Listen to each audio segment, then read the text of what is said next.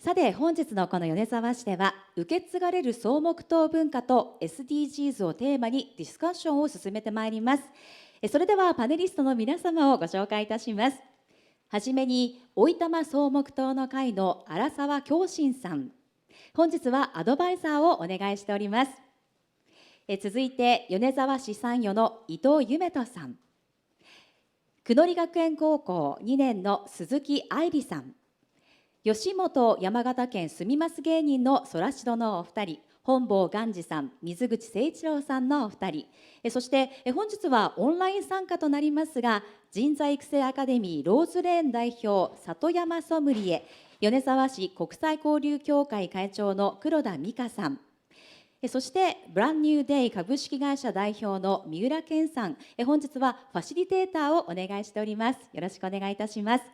本日ファシリテーターということですね、このトークセッションを皆様と一緒に、トークさせていただきますブランニューデイ株式会社の三浦と申します。どうぞよろしくお願いいたします。今回はですね、とても多様性あふれる、働いている仕事でしたり年齢でしたりそのバックグラウンドさまざまな方にお越しいただいておりますので、いろんな方々の目線でですねトークをして一ついい化学反応が生まれることをとても楽しみにしております。よろしくお願いいたします。今回ですね、受け継がれる草木頭の文化と SDGs ということで、名前だけ聞くとちょっと難しそうなテーマとなっております。で、ご参加の皆様も草木頭聞いたことある方、よくわかる方、全くわからない方、様々だと思いますけれども、今日ですね、いろんな方々のディスカッションを通して少しでもそこに学び、そしてこれをどうやって日本中に伝えていくかとか、どうやって次世代に残していくか、どうやって海外に伝えていったらいいのかなんていうことをですね、お話しできればなというふうに思っております。で、草木頭のテーマ早速いきたいところではあるんですけれども、その前にですね、今日本当にいろんな活動をされているパネリストの皆様にご参加いただいてますので、皆さんが普段どんな活動をされてらっしゃるのか、ということを自己紹介も兼ねて、お聞きできればなというふうに、思います。はい、ということでですね、まず最初に伊藤さんからちょっとお話お伺いしていきたいというふうに思います。伊藤さんどんな活動をしてらっしゃって、どんな経緯で、山形にいらっしゃってなんていうのをちょっと簡単にご説明いただいてもよろしいでしょうか。はい、皆様よろしくお願いいたします。伊藤夢人と申します。私は今米沢市の参与という肩書きをいただいて、いろんなことを今やってるんですけれども、特に今米沢市って民間企業あるいは市民の方々面白いことたくさんあるんで、それをもっと盛り上げてくれということで、例えば学生さんと地域のつながりの場ですとか、今日高校生鈴木さんいらっしゃってますけども、高校生の方々がもっと活躍していただくような場作りですとか、e スポーツとか観光分野とか、そういうところをいろんな方々と一緒に混ぜてもらって、盛り上げていくということをメインでやっています。で、もう一つはSDGs 推進参与という肩書きもいただいてまして、私去年の9月までは外務省というところで仕事をしてまして、SDGs これ国連の決議ですけれども、国連でその SDGs の内容を交渉する部署におりまして、 SDGs 採択された後はその日本国内で SDGs 誰も知らなかったですから、 SDGs をどう概念広めていくかとか、どういう形でいろんな民間企業の方とか市民の方々実践していただくかということをやるチームのリーダーをしていたりと、そういうことをしていました。ですね、そういった部分のSDGs サステナビリティみたいなところの普及みたいなところも米沢市で今させていただいています。まだ SDGs って全く誰も知らないみたいな時に、そもそもそれを、どうやって伝えるかということをされてた、もう第一人者といっても過言ではないような方なんですね。そうですね、概念普及をもういろんな民間企業、今日吉本さんもそれさんいらっしゃってますけれども、吉本さんもそうですし、私今もお付き合いのある大手のエンタメ企業、そういった方々ともコラボレーションしたりしましたし、新聞社いろんな方々と普及啓発をしてたということがあります。ありがとうございます。ちなみに最後に伊藤さんが米沢の好きなところとか、米沢ここすごいなって思ったところとかあれば、ちょっと簡単に教えていただいてもいいですか。はい、これ私が米沢に移住する最大の理由なんですけど、人がめちゃくちゃ面白いということですね。面白い。はい、これはよく思いプラス実行力イコール力パワーって言ってるんですけど、で大体これやって滑るんですけども特に思い、まちづくりで市を盛り上げていく、そこに住んでる人たちの面白いことを盛り上げていくっていう思いのある人たくさんいらっしゃいますし、そこにちょっとした人の巻き込みとかお金とか人を使うっていうところもよくご存知で、そういった活動をたくさんやってる方がいらっしゃるので、そこはこの町だったらすごい面白いことできるなっていうことを思って、私は米沢に移り住みました。はい、久野里学園高校2年の鈴木愛理です。私は今長井市の方に住んでいて、今日は長井市の方から来ました。でも実は山形県に住んでいる期間はそんなに長くなくて、今までは結構いろんなところを転々としてきました。少し半年ぐらいだけですけれども、中国の方に住んでいたこともありました。で、私たちの学校久野里学園のプログレスコースの方ではグローカルという授業がありまして、グローカルというのは今ある問題をグローバルな視点とローカルな視点から探求していったり学んでいくという授業です。鈴木さんはですね、最初にオープニングセッションで、文章館で行われたオープニングセッション、その前編英語のセッションでですね、英語でスピーチもされました。で、とっても発音も上手ですごくびっくりしましたが、鈴木さん、その、グローバルっていうところに、興味を持ったきっかけとかって何かあるんですか？そうですね、先ほど話したんですけど、私は半年だけですけど中国に住んでいたことがあって、やっぱ住んでいる中で違う文化とか価値観に触れてすごく刺激的な毎日だったんですね。で、やっぱその住んでいる経験を通してもっと国際的な社会情勢とかに学んでみたいとか、国際的な問題ってどんなことがあるんだろうとか、中国に住んでいた経験が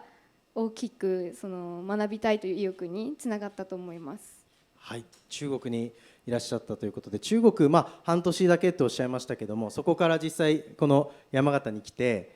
米沢のいいなと思うところとか、山形のいいなと思うところって何かありますか？これはありきたりになっちゃうかもしれないんですけど、やっぱり自然はすごくもう素敵な山形の一つの魅力だと思います。もう出身生まれは白鷹なんですけど、白鷹に帰省したりするともう周りに広がる山とかがすごく綺麗で、いつも山形ってやっぱり自然すごい素敵な魅力だなと感じていて、あとはそうですね、他の県とかに住んでいる時に米沢市に観光として訪れた時はやっぱり歴史がすごく魅力的で、歴史を見に来たりすることもありました。はい、ありがとうございます。その素晴らしい自然をどうやって世界とか日本中に伝えていくかなんていうところも今日のテーマの目線の中でお話をお伺いできればと思います。今日よろしくお願いします。私は山形に一度旅に来て、もう心がときめいてしまって移住をしたんですね。その時に感じたのが、なんてこれも訳したらいいのかわからないんですが、本能のおもてなし、山形の本能のおもてなし、インスティンクティブホスピタリティと言ったらいいんでしょうかね。それに触れてしまったんですね。人や自然やここに暮らす人たちのそのライフスタイルを通じて、本能のおもてなしっていうのを感じた。それがもうまさにここに移住する元でした。もう世界中を旅して初めて出会ったたった1回の旅行でもうときめいてしまうような、そんな素晴らしいところなんだっていうことを申し上げたいなっていうふうに思います。はい。はい、ありがとうございます。まさに今の里山で暮らしてらっしゃるということでしたけれはい。ども、里山では、暮らしているだけではなくさまざまな活動もされているというふうにお聞きしましたが、具体的にどんな活動をその里山でされているかもお伺いしてよろしいでしょうか？はい、ありがとうございます。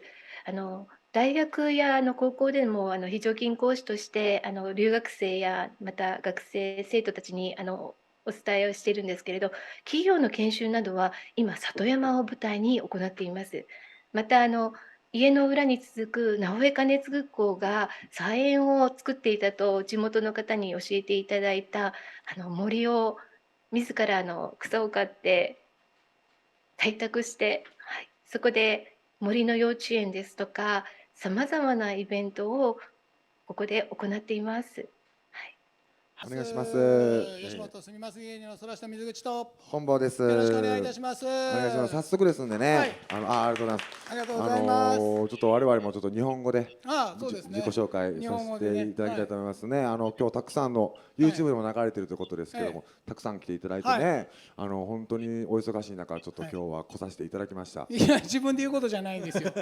自分で言うこと。なかなか皆さんに言うことなんです。お忙しい中お越しいただきまして、ありがとうございますです。我々吉本興業というお笑いの会社で、そうですね。全国47都道府県に売れない芸人を派遣していこうと。いい言葉選んでください。それだけタレントさんがいるなら置いていこうということですからね。芸人はやっぱね本当は東京で頑張りたいっていうのがあるんですけども、なかなかねライバルも多いしなかなかうまいこといかんっていうので、我々このすいます芸人山形にご縁あって会社の方からお声掛けいただきまして、年齢的にもラストチャンスやということで来させていただいて、でタレント活動テレビ、ラジオとか、こうイベントとかですね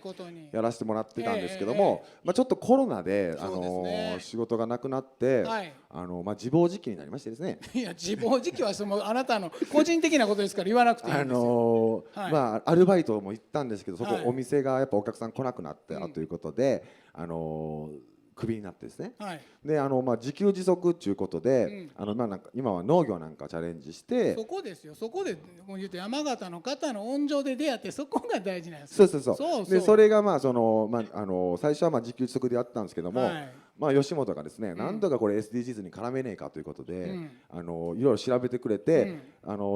地方で問題になっているこの耕作放棄地を、耕作して野菜作りしてるっていうのは本坊めちゃくちゃええことしてると、君こそが SDGs だということで、いや簡単な会社、アホな会社やな。でそれでそうなんいいことしてんなみたいな感じで、でも野菜作って売ったりとかですね、しながらすいます芸人やらさせていただいてますんで、ちょっと草木塔とか、こちら文化的なこともねいろいろ勉強しながら、今日参加させていただきたいと思います。よろしくお願いいたします。お願いいたします。ありがとうございます。それではですね、皆様から活動内容などお伺いできたところでですね、本日のトークテーマである草木塔についてお話を進めたいと思います。今日はこの語り継がれている草木塔というものについてですね、まず理解を深めること、そしてそれをどうやって次世代につなげていくか、日本国内に伝えていくか、海外に伝えていくか、それをさまざまな皆さんの目線でお話し進めていきたいなというふうに思います。現在の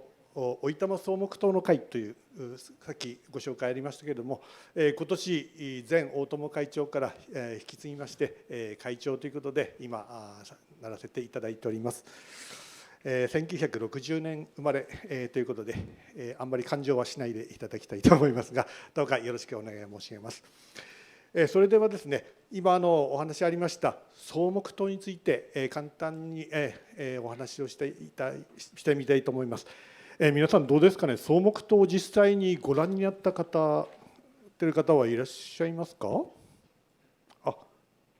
結構、はい、半分ぐらい。こちらはいかがだ？見ていらっしゃいます。はい、ありがとうございます。なかなかね草木塔って言っても他の地区行くと分かっていただけないことがよくあります。まず基本的には石塔ですね、石でできている塔に草木塔あるいは草木供養塔というような文字が彫られております。それで若干違うものもございますけども、これが江戸時代から建てられておりまして、江戸時代に建てられているものが今おいたま民族学会の会長さんの梅津幸康さんの調査、最新の調査でいきますと、明治時代の江戸時代ですね、江戸時代の草木塔というのは全部で34というふうに勘定されております。ただ昨年ですかね、東京の町田市に一番古いのを超える年代のが出てきたんですが、これがちょっと確認できないということで現在は34基で、ございます。そして一番古いものがこの東田沢地区にあるというようなことでございます。で現在それ以降明治大正昭和それから平成と来てまして、明治大正期に22基、それから昭和の時代には10基、それから平成時代にはさらに増えて置賜だけで54基というようなことで、全部で平成時代に142立っておりまして、合計で200、江戸の35、明治大正が22、昭和が19、平成142、それから令和になってから2基ということで、現在220基をカウントされているそうでございます。そして一番古いものが実はこの当田沢地区に立っているということなんです。これが江戸、今ちょっと映っておるんですけれども、一番古いものは西暦でいうと1780年、安永9年ということで、今から242年前ですかね、に建てられております。県内にはといいますか34基、さっき江戸時代のものが建てられていると言いましたが、そのうちの32基が山形県というか置賜地方でございます。残る2基はこの大峠を越えた旧厚塩加納村、今は北方市になっていますけど、ここに1基、それから岩手県の西和賀村、旧沢内村ですね、ここに1基ということで、江戸期に建てられたものは今確認されてはこの2基だけというようなことになっております。そして米沢市には江戸期の建てられているものの約半分、17基が建っておりまして、この田沢地区はそのうちのその10基が建てられていると、まさに草木等の里と言ってよろしいのではないかなと私は考えております。その草木等が建てられた由来というものが、その文書とか、それからその石碑自体に古いものになかなか書いておらないわけなんです。それでいろんな方が研究されております。草木等の研究については先ほど言った梅津幸康さん、それからこの三沢西部中学校で教鞭を取られておった小山田真一さんという先生がいらっしゃいまして、現地調査をしてこの豆本、草木等の豆本を作られております。このお二方でだいぶ広く知られるようになりましたが、実はその田沢の人は普通に10基各集落ぐらいにあるもんですから、あるのが当たり前だというふうに逆に思っているぐらい。しかし外部から見るとそれはなかなかないもので、これなんだ、でも田沢の人も実はあるのは分かってるけど、なぜ立っているのかっていうのが非常に不思議であったわけです。でそれではこの田沢地区というのはどういう歴史を持っているかというと、このご覧の通りこの山ですね、これはまだ里山というぐらいのレベルなんですけども、この奥まで、国道121号線北方に抜けるその山まで、ずっと田沢なんですけども、その昔今の福島の県境向こうまでまたいで、米沢藩の領地であった上杉家の、そこから木を切り出して、そして今この田沢にも小樽川という川が流れているんですけども、これが米沢に巻き材、この辺で倍だっていうんですけども、これを流して城下に送っていたという歴史がございます。これは直江兼続、江戸期になってから兼続の時代からその着流しの技法っていうのは集団的にちゃんときちっとなされていて、というふうに言われているんですけども、さらに1790年安永年間というのは鷹山公の治世の時代の影響も受けておりまして、そういうようなことで、一代薪の供給ということは結局今でいうと燃料を供給するわけですから、石油とかそういったもの、今のものと同じ非常に重要なものであったと。そしてそれがこの広大な土地から組織だって木を切って流してそしていたということは、それなりにもちろん大変さもありますが、お金も当然入ってきて働く人もいっぱいいたというようなことが、林業をされてたっていうことでもあってるんですかね。そうですね、林業っていう言い方でもいいと思います。結構盛んで、そうです、はい、建材も多分出したと思うんですけども、はい、基本的にはその梅田と呼ばれる薪が主であったわけです。はい、米沢の木場町という人工の大都関というんですけども、ここを通して流して木場町で木上げをして、そしてまた積んで乾かして、そして薪として米沢の藩、それからもちろん町民にも行き渡るようなことがあったと。そういう大変な山仕事の歴史がございます。それが着流しというのは昭和10年頃まで続いていたと言われています。着流しというのは私が聞いた話だと昭和30年代の後半ぐらいまで続いていたそうです。もしかするとその草木塔が立った理由というのはその一つの着流しという大変さ、もしかするとそれで命を失ったり冬山にも入ります、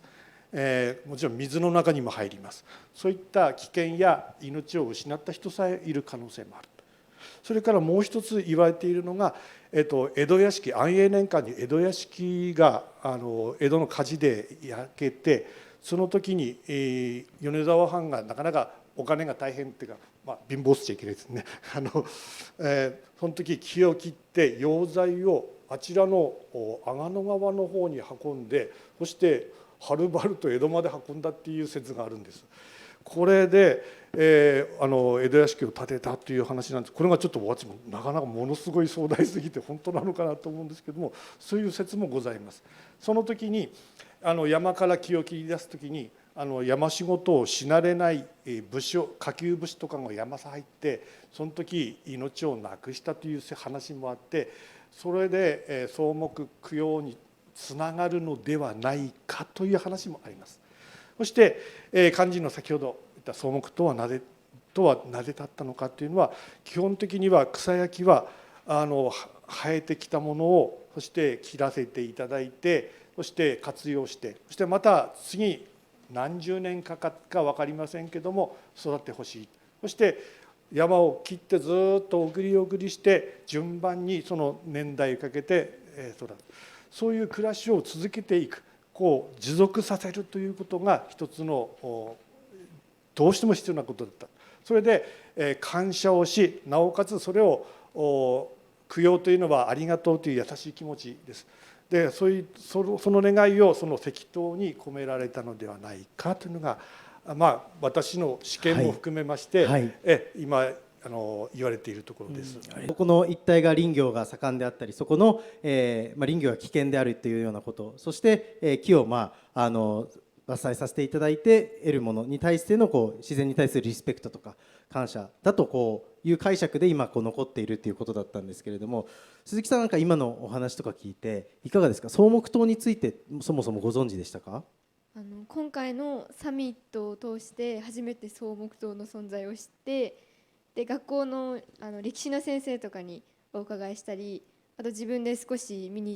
ちょっと見に行ったりしてみて、今回で初めて知りましたね。はい、初めて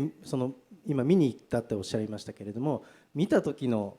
感想とかって率直にどうでしたか？なんかお墓のところに立ってる草木塔を見に行ったので、まずどれが草木塔かちょっとよく分かんなかったんですけど、でもなんかすごい石の感じとか見た目からはすごく前から立ってるものなんだろうなと思って、多分いろんな歴史があるんだろうなとは感じましたね。伊藤さんあたりいかがですかね？いろんな海外の視点とか、この日本の精神文化みたいなところも見てらっしゃると思うんですけれども、草木塔ってどういうものだっていうふうに感じてらっしゃいますか？はい、ありがとうございます。私海外に住んでたこと、中国とかアメリカとかミャンマーとかってあるんですけれども、また国連の仕事もしてたので結構欧米の方々と話をしていると、日本の文化ってどういうものなんて結構聞かれる時に、昔から話してたことは、日本人ってお米一粒とか、それこそこういう木とか葉っぱみたいなところにも、神様っていうか何かあるっていうような感覚あるんだよねって話をずっとさせてもらってまして、でそれっていうのは本当にご飯食べるといただきますって言ったりで、木とかそういうものも含めてなんか感謝しながら使っている、自然と人の共生ところだと思いますけれども、なんかそういうところが日本の宗教というよりはもうそういうものになってきているの、文化的なものなんだよねっていう解説をすると、特に欧米の方々特にキリスト教系の方々っていうのはそうなんだってすごく嬉しそうに話聞いてくださいますし、日本の持ってる伝統文化みたいなものをすごく食いついてくれるんですね。で私も実は山形によく来るようになる前は草木塔って存じ上げなかったんですけれども、草木塔の話聞いてまさに自然に対する感謝の念、それを石碑にするっていうのを初めて知って、でこれっていうのはまさに私今まで説明して外国の方々が日本文化を理解する一番いい題材だなっていうふうに思ったことがありますので、それをまさに責任しているっていうところで今後インバウンドが入ってくると思いますけれども、特にその欧米系の、特に文化人の方、知識層の方々っていうのはこの草木塔っていうもの、見るもの、そして考えさせるものでかなりあるということで、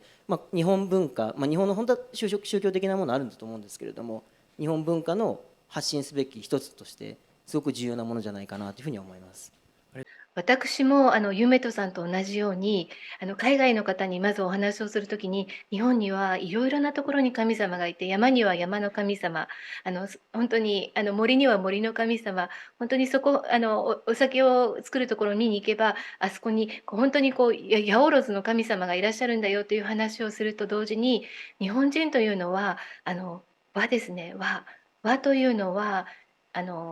平和の和の和と書くとジャパンっていう意味もあるけれど、それはもう一つハーモニーっていう意味があって、ハーモナイズ、いろんな人と仲良く生きていくっていうことを大切にする国民なんだよなんていうふうに、そういうのがあるんですよなんていうところから、一緒に実は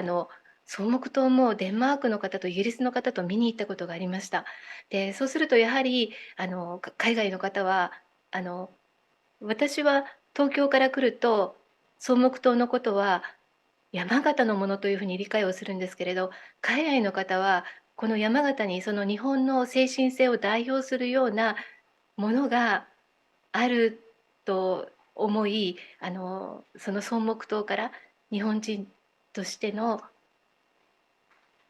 人と自然との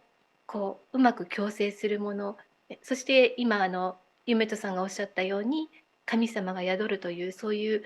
自然にもリスペクトをするという、そういう精神性を説明したりしました。はい、海外の方が見てもこの、和を感じれるものだということで、そのぐらい山形のっていうよりも日本を代表するそういう文化のあるものだとしても非常にいいっていうお話がありましたけれども、その割にはですね、やっぱりまだまだ知られていないというか、知ってる方、県内の人もそうですし、国内の人もそうですし、多いんじゃないかなというふうに思っているんですけれども、今そういった活動を荒沢さんされている中で、なんか感じてらっしゃる課題とか何かってありますか？そうですね、課題といいますか、やはり私たちも維持保存と、それから研究という部分を草木塔の会ではやってるわけなんですけども、なかなかなぜこの草木塔というものが立って、そして精神性というか、そこの立てた動機、それからどうしようとしたのかっていう部分がなかなか文書などで見つけることができないということなんです。それで私たちはいろんなところからお話を聞いたり、それから古文書の研究の方からいろんなものを資料ないべかとかそういう話を聞いたり、そういうようなことで、まず一つは皆さんやっぱり知らない人も多いので知っていただくということがまず一つなんですけども、私たちの会としてはなぜこれが本当に立ったのかというのをきちっと調べたい、これがまず一つの課題ですね。はい、ソラシドの2人はこういったものをまた次世代とかより多くの日本人の方とかに知ってもらうためにどういうことしたらいいと思いますか？でもこれだけの数がここの石碑が立っているってことは、バックボーンにそれだけの経済が莫大に発展した起爆になったのがこの木々であったりとかっていう自然を使った産業が発展してたっていう証拠じゃないですか。だからそういうお話を聞いて、先ほどの石碑の数であったりとか、そういうものを建てた理由であったりとかいうのが分かると、そうやってちゃんと物に全部に感謝っていうのがあるんやなっていうことプラスと、それだけ昔はここは発展してたんだ、じゃあどんな歴史だったんだろうっていう興味が湧くんで、すごいお話を聞くと見に行ってみようとか、より実際どんなものなんだろうっていうふうに行きたくなりますよね。だからやっぱりこういう語り場といいますか、それこそ今インターネットとかね、そういう YouTube とかもありますから、そういうところで発信していけるツールをどんどん使って知りたい人もたくさんいるんじゃないかなと思ったりしましたね。はい、ありがとうございます。今ならもしかしたら日本で一番草木塔に詳しい芸人みたいなポジション今現在はね、今現在この一瞬はそうですね、多分。はい、なんか道の駅田沢に取材行った時にその草木塔っていうのがあって、何やろかって言ってその地元のアナウンサーさんに聞いたら、ちょっと浅い知識やったんで、ちょっとその木々に感謝みたいなことで、その林業で亡くなった人のこととかは知らなかったんですけども、まずその草木に感謝してるっていうのが結構びっくりして、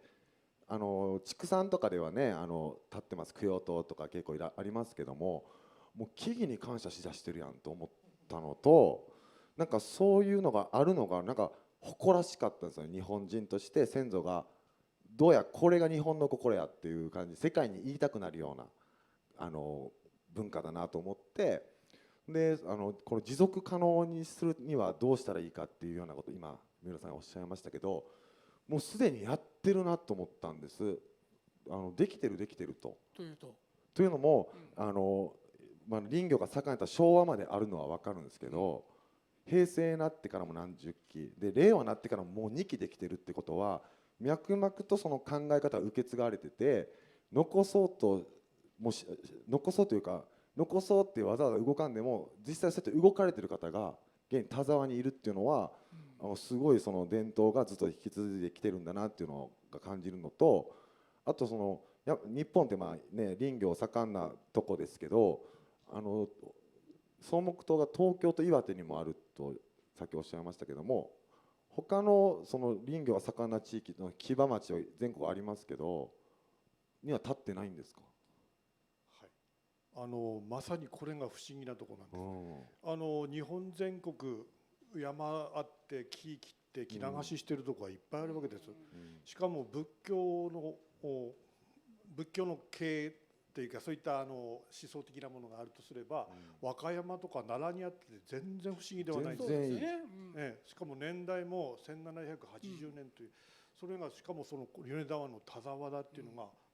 全くこれは不思議、私も不思議でしょうがないんです。もう田沢だけのものみたいな。これだから逆に広くに知っていただくっていうことは、先ほどおっしゃってたように調べたいっておっしゃってたじゃない、だから皆さんもここに来て一緒に調べませんかっていうふうにね、やってどんどん歴史知っていただくことをね、興味湧きますよね。そういう意味では、なぜ本当に立ったんだろうというのがね、いい意味で不思議も残ってていいですよね。先ほどその平成でもやっぱりたくさん立ってるっていうお話ありましたけども、それも不思議で、昔いっぱいあったものがなんとなく残っててなんだこれってなるのは分かるんですけども、それが平成になってからもさっき何個っておっしゃいましたかね、すいません。平成になってから142期です。142期も平成で立ってるんですよ。立てた人呼び出しませんか？立てた人出す言い方おかしいですよ。いますって言ったらおかしいですけど。ですよね。だからご健在だと思うんですよね。沖多摩地区ではそのうち54基立っております。じゃあもう逆にもっと立てて全部探すスタンプラリーじゃないですけどとかやってもいいですよね。それだけの数あるならね、見ていただきたいですよね、いろんな方に。はい、何かこれをこういろんな目線でですね、こう知っていただくためのお話っていうのも後ほどどんどんしていきたいなとは思いますけれども、私ここに移住しましてから子どもたちがねとても手を合わせるんですよ。というのは、例えば木の前で手を合わせたりとか、あと私亡くなった母の写真だけをちょっとリビングに置いといたらその前で手を合わせてくれたりするんです。それとねこう普段から人々がお天道様が見ているよとか、おかげさまでとか、あとお裾分けとか、そういう言葉をこう大切な日本の言葉を使ってくださるんですね。でそこで感じたのは、やはり草木塔というのは日本人の精神性をこう何かつないでいく何かがあるのかなというふうに思いました。というのはヨーロッパではやはりこうなんていうんですかね、5月には5月のこう感謝祭、やっぱり木に対する感謝祭みたいなのをするんですけれど、それはこれからいろいろなものが取れるようにとか、ものが取れた後の Thanksgiving とかそういうのはあるけれど、こういうものは外国人の方もないっておっしゃってたんですね。で日本人は心の中に神様がいて、その神様には名前がないんですねと言われたことがあるんですけれど、きっと草木塔の草木の神様の名前というのはないと思いますし、やはり日本人ということを、美しい日本人を表すその何かがこうあるんじゃないかなと思いました。はい、ありがとうございます。まさに海外でイースターとかいろんなサンクスギビングもおっしゃいましたけど、いろんなイベントごとでその街がその期間盛り上がるみたいな、みんな同じ色のものを着るとか、そういったものってあると思っていて、そういうちょっと楽しい要素と感謝する要素が混ざって文化として残っているなっていうものは結構私も思うのがありまして、今のでいくとなんか草木灯も絡めたようなフェスティバルなんかイベントごとが定着したら面白いなっていうふうに思うんですが、今回一応テーマですね、草木灯とあと SDGs ということで、伊藤さんの方にもまたお話をお伺いしたいと思うんですけれども、簡単にで構いませんので、まずその SDGs って要はこういう考え方だよねっていうところをちょっとお聞きして、そこからSDGs の視点からこの草木灯どういうふうにお考えるか、ちょっと意見聞かせていただけますでしょうか。はい、SDGs、簡単に紹介すると、国連決議で2015年に採択されたものですけれども、よく皆さんご覧になるのはカラフルな17個の目標の貧困をなくそうとか飢餓をなくそうとか電気作る責任使う責任とかっていうものだと思います。であれは17個の大きい目標と、その下に2030年までに飢餓もそうですし、貧困ゼロにしようっていうような169の細かい目標が書いてあるのがSDGs というものになります。で最近いろんなところでお話しさせていただくときに、17個のゴールは目標は少し辞書的に最後使っていただければいいと思っていて、それより重要なのはむしろ全文政治宣言に書いてある経済社会環境3側面の調和された世界観っていうのがあるっていうのをぜひちょっと覚えていただきたいなと思ってまして、これ私よく言い換えるのが、人に優しい社会作るのが一つで、できれば地球に優しい社会作るで、経済稼ぐっていうところもやっぱりある程度その結果として人に優しく地球に優しくの結果として稼げるような社会をどれか一つだけではいけなくて、バランス良い社会っていうのを自分の頭で考えて、で何か取り組んでみるっていう。SDGs でタレントの方々とかが、昨日そのエアコンとかって話はまさに素晴らしい活動の一つですけれども、それを17個のゴールというよりは、それってやっぱり地球に優しいことだからだよねとか、なんかそういうところの文脈で考えてもらうと、17個のゴールってすごい覚えちゃうと2030年まで目標ですけど終わっちゃうよっていう話をちょっとさせてもらって、ですね、人と地球と稼ぐっていうバランスと言ってます。でそれを草木灯の話に当てはめるとすると、僕は草木灯結構自然地球に優しくっていうところがかなり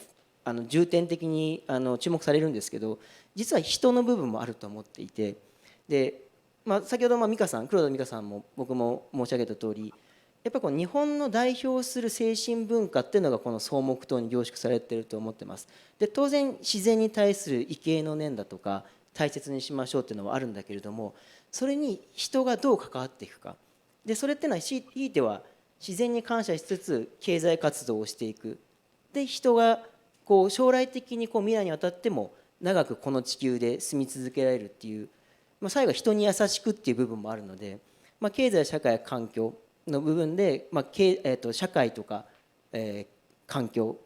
それは環境だけじゃなくて両方関わってくることなのかなっていうふうに思うので、この草木灯っていうのは SDGs もそうだし、もっと広く持続可能性サステナビリティ、2030年以降も通じるような骨太の持続可能性サステナビリティというところにすごくヒントを得ているものじゃないかなと思います。これを今後どうやって知ってもらうかとか、どうやって継続していくかっていうところのお話に移りたいというふうに思いますが、鈴木さん、これ高校生とか若い人とか知ってもらうためにはどんな要素がもっと必要だと思いますか？そうですね、まず知らない人、何かわからない人がまずもう大勢いるので、高校生とか若者が詳しく学べる機会があった方がいいと思いますね。実際に見に行く機会とか教えていただく機会とか、そういう機会があるとやっぱ草木灯ってすごく今までの日本の歴史とか精神を学ぶ上ですごくいい、ツールというかとてもいいものだと思うんですね。だからそういうものを学べる機会があると私たちも認知度も高まります。興味も出てくるんじゃないかなと思います。学べる機会、はい、ありがとうございます。荒沢さん、今って草木灯について人が知る機会ってどういう機会があるんですかね？そうですね、はい、やっぱりその SDGs の関係で非常にこの 2,3 年訪ねていらっしゃる方が多いんです。向こうからこう知りたいとき来てくる。はい、遠くは大阪からおいでになったり、それから在日外国人の方々のグループでおいでになったりというようなことがあって、そのおいでになる方がまず多くなりました。それで何かお渡しして持って行ってもらうと、やはりまた興味持って来てくださるなんていうことで、例えばマップを作ってみたり、それから私の方の会でこういった冊子を作ったりして、お上げをしたりお配りをしたりということを一つやっております。それから今ちょっとお休みになっておりますけれども、私どもの会で1年に1回小見線を会場に、草木島との語らいというイベントをやっていたりしておりました。じゃあ、ソラシドの2人は今ので言うとちょっと若い人というか、よりこうアクティブに動いている層の方に対してこの面白さみたいなところを伝えるにはどんな活動がいいと思いますか？そうですね、この草木島の考え方の根本がめちゃくちゃかっこいいというか、当たり前じゃないぞから始まっているというか、この材木切ってお金得るけど、ほんまやったら人間は俺の土地で俺が切った木だからっていうので自己完結で終わってるとこをありがとう生えてきてくれてみたいな、その考え方がだいぶかっこいいと思うんですよね。なんか例えばおごってもらうって言ったらなんかちょっとあれですけども、ちょっと言葉選ばないと変な感じになること今から言いますけども、例えばデートでね、男性がお金払います。で払ったってるって思う男どうですか、鈴木さん。いや、鈴木さんに聞くのやめてもらっていいですか。やめてもらっていいですよ。払った、いや、そんな経験ないですから。そうかやめてもらっていいですか。ちょっと嫌ですよね。で将来デートするときに、払ったってるっていう男やったら、いや私の方が稼いでるわってなるじゃないとかなると思うし、どんだけ将来のことを思い浮かべてとか逆でもしっかり女の子がおごってもらってあげてるみたいな、ご飯行ったってるみたいな、おごってもらうのが当たり前。当たり前。これね結構ね極論に聞こえるけど結構世の中蔓延しとるんです。でだから成立してないのにやってるから不具合起きて、おごったってんのにとか飯食ったってんのにとか、仕事例えば僕らこの仕事出たってんのにと思ったらどんな生意気なタレントですか、ね、そういうのが結構大事だと思うんで、このね持続可能でやっぱお金もついてこないとこういうのってなかなか難しいっていうのは分かるんですけども、この精神論をね広めたいですね。草木島の、当たり前やなかったっていう、ただでじゃないけど取れるやつに対して感謝っていうのがすげえ日本人的でかっこいい考え方だと思うんです。だからなんか宗教作られへんかなと思います、ね。いや、おかしなこと言い出したな、最後急におかしな。草木教。ハーブがおかしい。草木教。草木教じゃない、草木島なんですよ。だからみんなが林業の人が作ったことも、ありがとうって自分らで作ったやつだから残ってないっていうのがまた逆にかっこよくて、なんかそれをどうやって広めるねんって言われてんねんけど、それは思いついてないので。いや、それだとしたら黙ってください。ずーっとだらだらしゃべるのやめてもらっていいですか。考え方、先ほどの話を総合させて聞くと、すごいなんか合理的な石碑だなと思って、林業で関わった方々が怪我された方、亡くなる方で多分危険な作業ですからあると思いますし、それを供養するということとともに自然に感謝するっていう全部総合的なことが含まれてるじゃないですか。だからそこのなんかこの昔の先人の方の思ってる合理的なやり方っていうのをもっと現代にも学べるところがあるなと思って。これ個人の感想ですけど、いやダイエット効果の話してるんじゃないです僕。はい。ありがとうございます。伝えなければある程度ビジネスとして、あることが持続可能につながる側面もあると思うんですけれども、大事にした僕らでいうとやっぱりアイデンティティとかルーツ、そういったところを継続してやっぱり伝えていくためのいろんな策っていうものも皆さんからお聞きできたらなと思うんですが、黒田さんにもまたちょっとお話をお伺いしたいなと思います。で、黒田さんのもとには世界中の方がわざわざ行ってそこでいろんな体験をしたり話されたりっていうことあると思うんですけれども、黒田さんが来た方に一人一人に草木塔とかを伝えていく、それも素晴らしい活動だとは思うんですが、やっぱり数がどうしても限られてしまうと思うんですね。で、黒田さんの目線でどうやったらこの素晴らしいものを、海外の方とかに伝えることができるというふうに思いますか？はい、ありがとうございます。まず一つ目に、まずすぐにアクションできることとして、やっぱり SDGs はパートナーシップでこう達成していこうということですので、まず私がやってる米沢市国際交流協会と一緒にタイアップして、草木島のツアーですとか、草木島をこうワールドワイドに米沢に縁を持っている外国人の方たちたくさんいらっしゃいますので、また国際交流協会、また山形大学などを通じて草木島ということに対して改めて違う切り口から若い人にこう伝えていければなというふうに思います。まあ、なんとこうツアーみたいなのがあるのかなちょっと思ってたんですけど、それは今ないということであればやっぱりそこはやっぱり外から来る方、まあ、これコロナの関係もありますけれども、やっぱり連れていく必要あるかなというのは思いましたし、これ発信をどんどんそれこそ SNS の時代ですから発信していただくっていうことは重要だと思いますし、で私もまあいろんなお客さん来ていただくときにやっぱこのルートちょっと加えたいなっていうのは思いましたし、まあ、今は決まったルートって結構あるんですけども、やっぱここまで連れてきて何か話をすると多分すごくやっぱいいねっていうふうにおっしゃる方いらっしゃると思いますんで、やっぱそこはもう少し自分としても強化しなくちゃいけないなと思いました。ぜひちょっとこれをきっかけにですね、